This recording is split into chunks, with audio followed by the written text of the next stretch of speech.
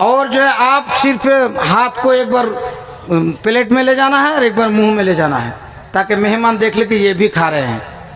अल्लाह ताला अर्श अज़ीम से खुश हो जाते हैं। हदीस का अल्फाज है कि अल्लाह ताला वहाँ से खुश हो गए और वही उसे रोना अला अनफुसिहिम वलौ काना बिहिम खसासा।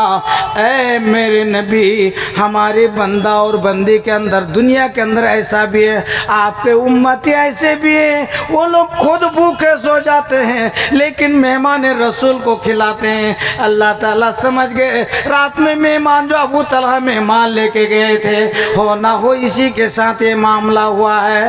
ओ दुनिया वालों, अगर ऐसी बीवी आपके घर में हो तो आपके घर में बरकत होगी।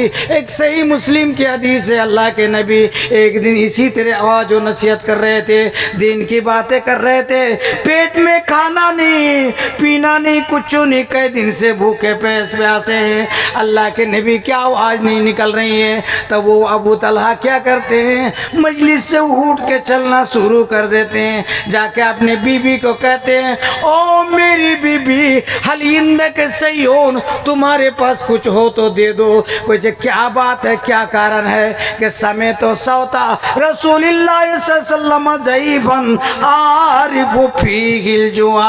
मैंने अल्लाह के नबी के मुंह से कुछ बातें सुनी, सुनने के बाद मुझे पता चला कि अल्लाह के नबी कई दिन से भूखे हैं। अगर तुम्हारे पास कुछ है तो दे दो, तुम्हारे पास कुछ है तो दे दो।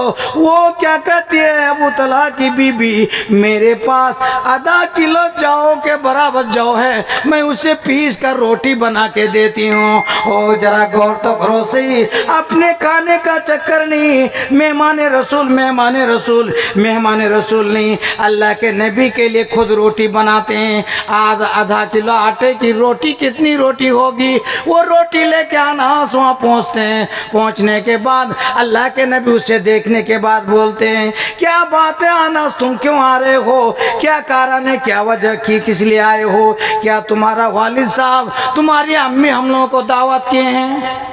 घर में आधा किलो आटे की रोटी बस, और कहते दावत, वो और नहीं बोले कि हमको रोटी दे के भेजे, वो बोले हाँ ठीक दावत किए हैं। तो अल्लाह के नबी क्या करते हैं, 80 सहाबी या 70 सहाबी को साथ में ले लेते हैं, 80 सहाबी या 70 सहाबी को साथ में ले लेते हैं, और उधर देख रहे हैं अपनी वो बीबी और मियाँ देख रहे हैं कि अल्लाह के नबी इतने आदमी को साथ में लेके आ रहे हैं, कैसी बात है, क्या किया जाए।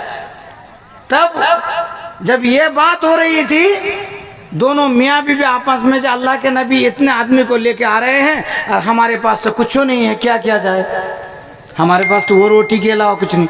तब उसकी बीवी क्या जवाब देती है, दीनदार मुत्तकी परहेजगार, अल्लाह के ऊपर भरोसा, वमन यत्तकिल्लाह यजअल लहु मखरजा व यरजुकुहु।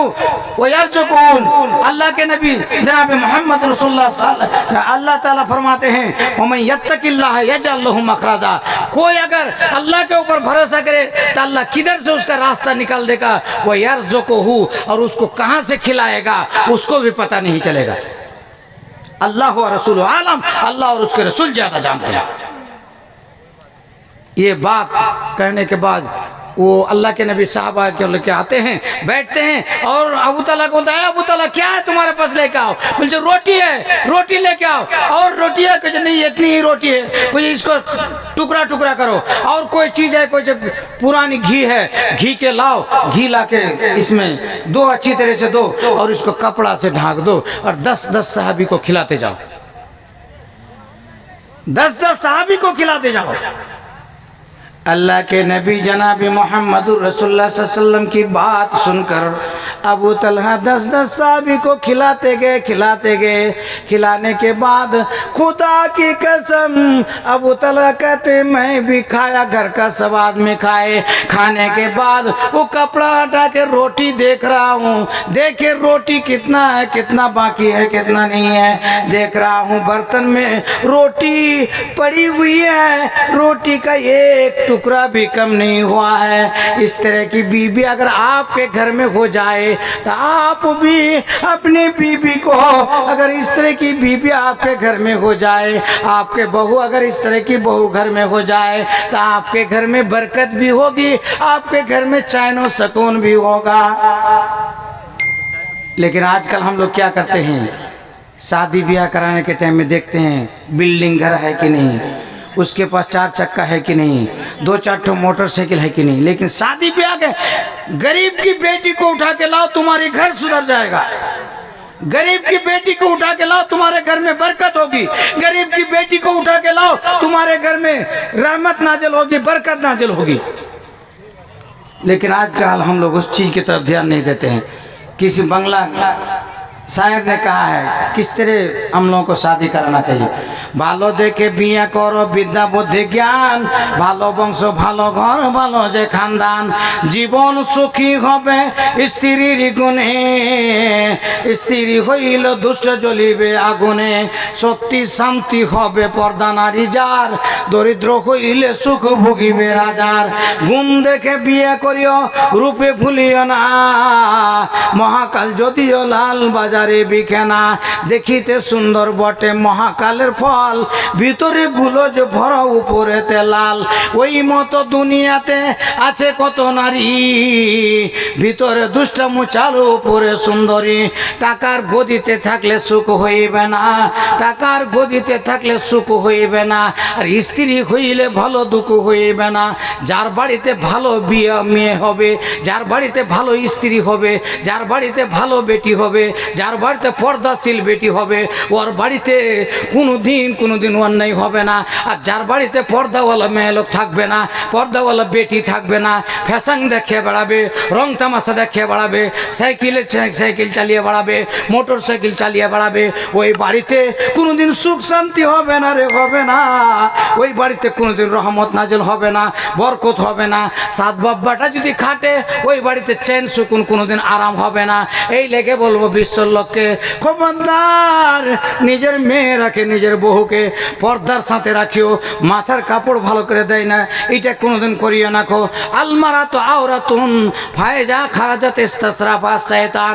স্ত্রী জাতি হলো, স্ত্রী জাতি পর্দার জিনিস, আর তার চলছে ফায়জা খারাজাত। যখন বাড়ি থেকে বের হয়, রং তামাশা যখন করতে শুরু করে দেয়, ইস্তাসরাফা শয়তান, শয়তান তাকে আরো সুন্দর করে দেয়।